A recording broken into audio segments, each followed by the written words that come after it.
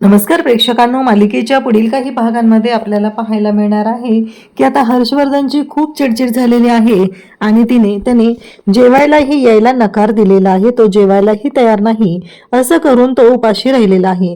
म्हणजे डायनिंग टेबलवरती सगळे जेवायला आलेले असतात, दिव्या आदित्य सगळे तिथं आलेले असतात आणि तेव्हा मात्र घडतं असं की आता सगळेजण आलेले आहेत. विजय येऊन सांगते की हर्षवर्धन जेवायला येणार नाहीये. मग मात्र आजी म्हणतात की नक्की काय झालंय, तेव्हा ती म्हणते मीही जेवणार नाही. जेव्हा विजयाने हे सांगितलेलं असतं, कारण या घरामध्ये जेव्हा हर्षवर्धन जेवत नाही तेव्हा दुसरं कोणीही जेवत नाही आणि मग सगळेजण उठून जातात. तेव्हा ऊर्जा म्हणते की हे सगळं काय झालं, कारण आज घरामध्ये कोणीच जेवलेलं नाहीये, सगळे उपाशी आहेत. या गोष्टीचं ऊर्जाला मात्र खूप वाईट वाटत आहे. ऊर्जा आता हर्षवर्धनला जेवणासाठी कशी तयार करणार, त्याला जेवणासाठी कशी घेऊन येणार, त्याचं मन कसं वळवणार आणि त्याचबरोबर घरातल्या प्रत्येकाच्या पोटात अन्नाचा कण जाईल याची काळजी कशी घेणार, हे आपल्याला आजच्या या व्हिडिओमध्ये पाहायला मिळणार आहे. त्यासाठी व्हिडिओ शेवटपर्यंत पहा. त्याचबरोबर चॅनलवरती नवीन असाल तर चॅनलला नक्की सबस्क्राईब करा. इकडे आदित्य आणि त्याचबरोबर शौर्य बोलत असतात. आदित्य म्हणत असतो की हे बघ शौर्य. शौर्य म्हणतो की डॅड माझ्याशी बोलले नाहीत, कारण शौर्याने हर्षवर्धनचा हात पकडलेला असतो आणि त्याच्याशी बोलत असतो, पण हर्षवर्धनने त्याचा हात सोडून दिलेला असतो आणि तिथून निघून गेलेला असतो. कारण हर्षवर्धनला धक्काच एवढा मोठा बसलेला आहे की ही केस मी हरलो आणि त्याही पेक्षा ऊर्जा शिंदे सारख्या नवशिक्या वकिलाकडून मी हे केस हरलोय, या गोष्टीचा हर्षवर्धनला खूप त्रास होत असतो आणि त्याची चिडचिड सुद्धा होत असते. आता मात्र ऊर्जा जिंकलेली आहे ही गोष्ट काही केल्या हर्षवर्धनला सहनच होत नाही आणि हर्षवर्धन निघून गेलेला असतो. आता मात्र आदित्य शौर्याला सांगत असतो की हे बघ, का एक चांगली गोष्ट ही आहे की काही झालं तरी आज तुम्ही दोघं जण तिकडच्या घरी जाणार आहात, म्हणजे ऊर्जाच्या माहेरी जाणार आहात. ही गोष्ट खूप चांगली आहे. जर का घरी येणार असाल तर तुला माहितीच आहे घरची परिस्थिती काय आहे, घरी केवढं मोठं वादळ आलेलं असणार आहे याचा अंदाज तुला आहे शौर्य. त्यामुळं एकच चांगली गोष्ट आहे, जेवढं जास्त वेळ तुम्हाला तिथे थांबता येईल तेवढं जास्त वेळ तुम्ही तिथे थांबा. तू इकडं घरी यायची घाई करू नकोस, नाही तर घरची परिस्थिती खूप अवघड आहे आणि त्या गोष्टींचा त्रास काय आहे हे तुला चांगलंच माहिती आहे. आता हे ऐकल्यानंतर मात्र इकडे धक्का बसलेला असतो आणि आजी आणि विजया बोलत असतात. आजी म्हणत असते की हे बघ विजया, तुला मी सांगितलेलं आहे, पण विजया ऐकून घ्यायला कुठं तयार असते. तिच्या डोक्यात एकच चालू आहे की ही ऊर्जा चांगली नाही आणि हिला घरातून हकलून द्यायचं आहे.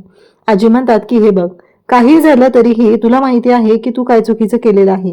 ती म्हणते ठीक आहे, असं पण यांनी मला सांगितलेलं आहे, तुम्हाला माहित नसेल तर तुम्हाला मी सांगून ठेवते, 10 दिवसात ते ऊर्जा शिंदेला घराच्या बाहेर काढणार आहेत.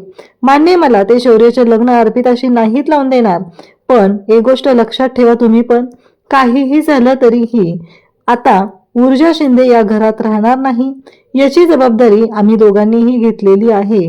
असं जेव्हा सांगितलं जातं तेव्हा मात्र आजींना तर धक्काच बसतो, कारण हर्षवर्धन 10 दिवसात ऊर्जाला घराच्या बाहेर काढणारे ही गोष्ट आजीसाहेबांना माहीतच नाही.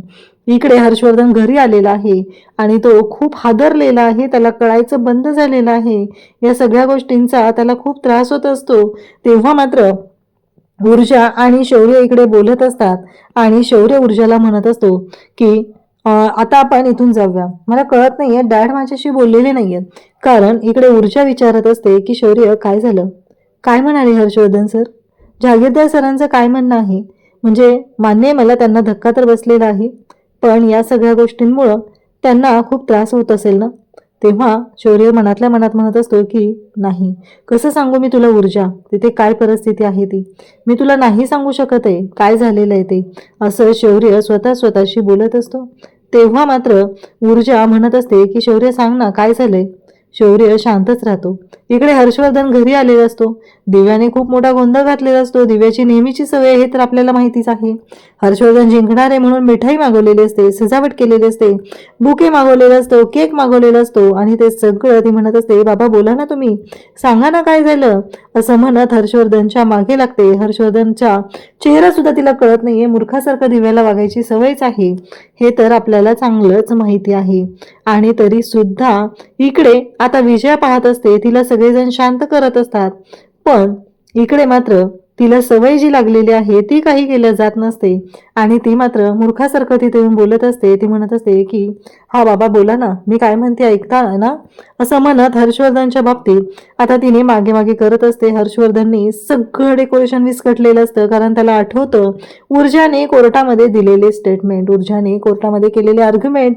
कारण जज साहेबांना जेव्हा त्याने सांगितलेलं असतं की माझ्या शिलाला ज्युडिशियल कस्टडी द्यावी, तेव्हा ऊर्जाने स्पष्टपणे सांगितलेलं असतं की त्यांना ज्युडिशियल कस्टडी द्यायची नाही.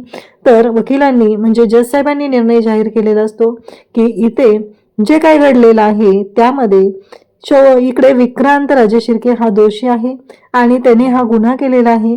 त्याचबरोबर त्याला अटेम्प्ट टू मर्डर यासाठी अटक करण्यात येत आहे, पोलिसांच्या ताब्यात देण्यात येत आहे, पोलिसांची कस्टडी त्याला दिली जात आहे.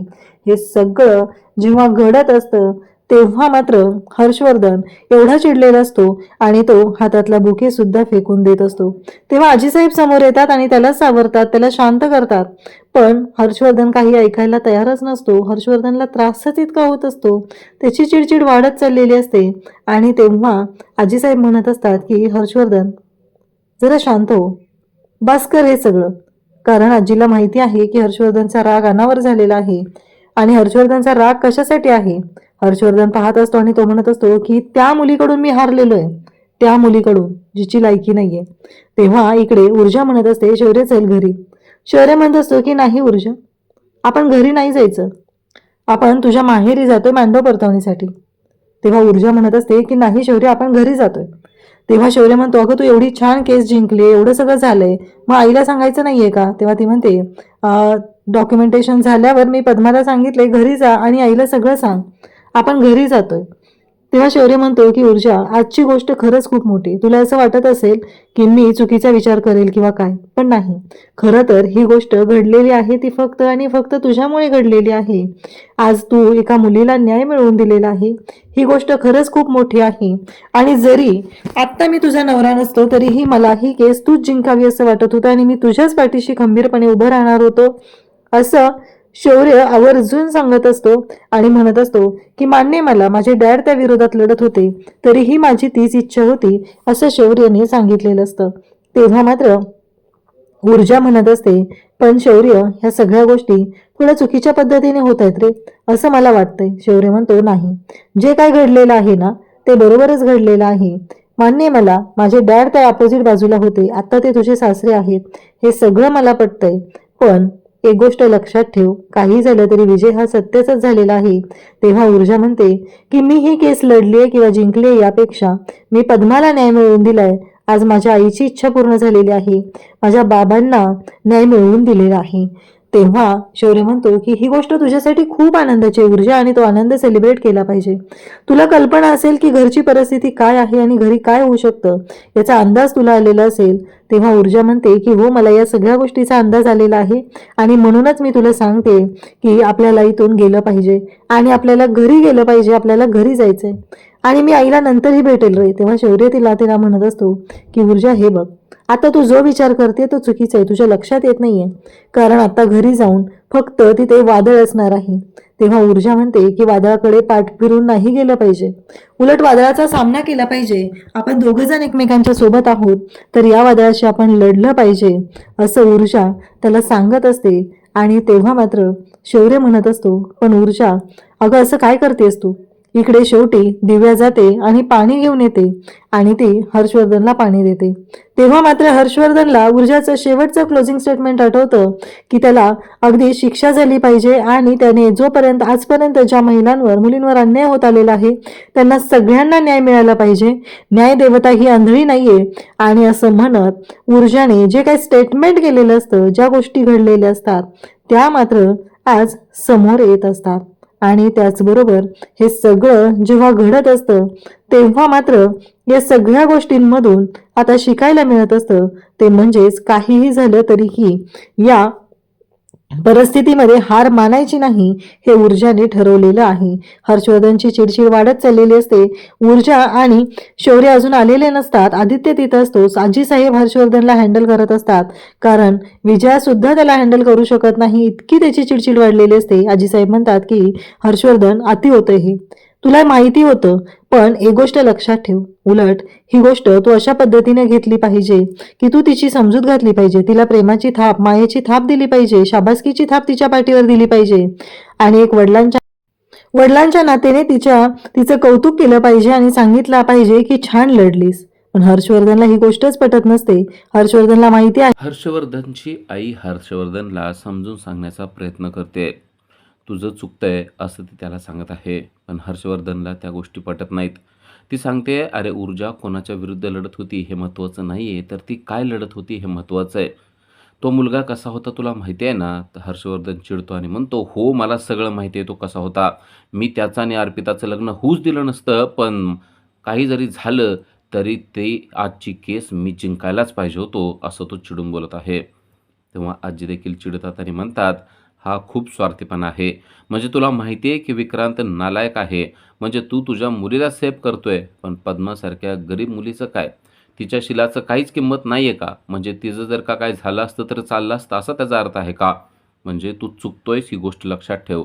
अरे तुझे वडील देखील वकील होते आणि त्यानंतर त्यांनी किती केसेस लढल्या होत्या तुला माहिती आहे. ते जज देखील होते. त्यांनी कधी चुकीचा निकाल दिला नाही. मी तुला वारंवार एक गोष्ट सांगत आली आहे की सत्याची कास कधीसुद्धा सोडू नको. पण तू नेहमी अशा चुकीच्या मार्गाने जातो आणि त्यामुळं आज तू ठोकर खाल्लेली आहे. हे एक ना एक दिवस होणारच होतं. त्यामुळं ते आज झालेलं आहे आणि जे झालेलं आहे ते योग्य झालं आहे. कारण ऊर्जा सत्याच्या बाजूनं होती ही गोष्ट लक्षात ठेव. त्यामुळं जे काय झालंय ते सोडून दे आणि ऊर्जाला शाबासकी देऊन तिला सासरा नव्हे तर वडिलांसारख्या पाठीशी तटस्थपणे खंबीरपणे उभा राहा आणि तिला तू शाबासकी दे. हे ऐकल्यावर हर्षवर्धन अजूनच जास्त चिडलेला असतो. त्याला आजीच्या प्रत्येक शब्दाचा राग येत असतो आणि तो चिडून म्हणतो, असलं काहीच होणार नाहीये. ही केस मी जिंकलेलो नसलो तरी देखील मी त्या माझ्या असल्याला लवकरात लवकर जेलमधून पुन्हा एकदा सोडवणार आहे. हे ऐकल्यावर अजूनच ती चिडते. पण आता दिव्याला समजती एक खतरनाक गोष्ट, ती म्हणजे आजी म्हणते, तुला आठवतंय का? तू तिच्या वडिलांना कोर्टामध्ये किती वाईट पद्धतीनं बोलायचा. अरे इतिहासाची पुनरावृत्ती झाली आहे. दुसरं काय आहे? तू तिच्या वडिलांना किती त्रास दिलेला आहे, ही गोष्ट तुला कदाचित आठवत नसेल, पण मला चांगली आठवते. तेव्हा दिव्याला कळतं की आपले सासरे म्हणजेच हर्षवर्धन हे आपल्या वडिलांशी किती वाईट वागलेले आहेत. तेव्हा दिव्याला देखील या गोष्टीचा राग आलेला आपल्याला पाहायला मिळतो. पण आजी मात्र सडेतोड हर्षवर्धनला बोलत आहे. कारण तिला माहिती आहे की ऊर्जेची बाजू आहे ती सत्याची आहे. त्यामुळं तिनं जे केलंय ते योग्य केलंय. पण हर्षवर्धन मात्र म्हणतोय की मग माझा अपमान झाला त्याचं काय? तेव्हा आजी म्हणतात, अपमान तुझा होणारच होता ही गोष्ट लक्षात ठेव ना. कारण तू चुकीच्या बाजूनं लढत होता. तू चुकीच्या पद्धतीनं लढत होता. त्यामुळं तू हारलास. ही गोष्ट आज ना उद्या होणार होती, ती आज झालेली आहे. एवढंच झालंय.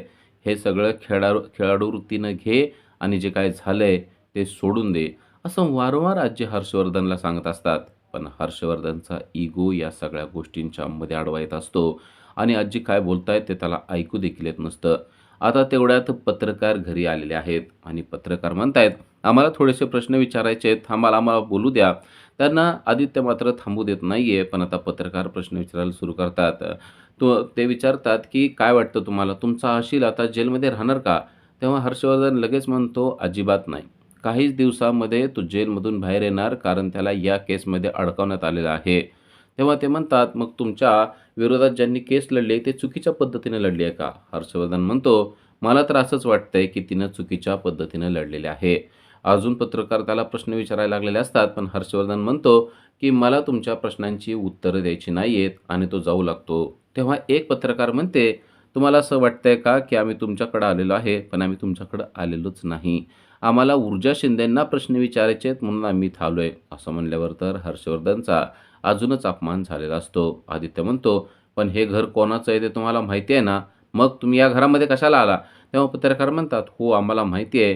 हे ऊर्जा शिंदे म्हणजेच ऊर्जा जहागीरदार यांचं सुद्धा घर आहे. त्यामुळे आम्ही त्यांना प्रश्न विचारायला आलेलो आहे.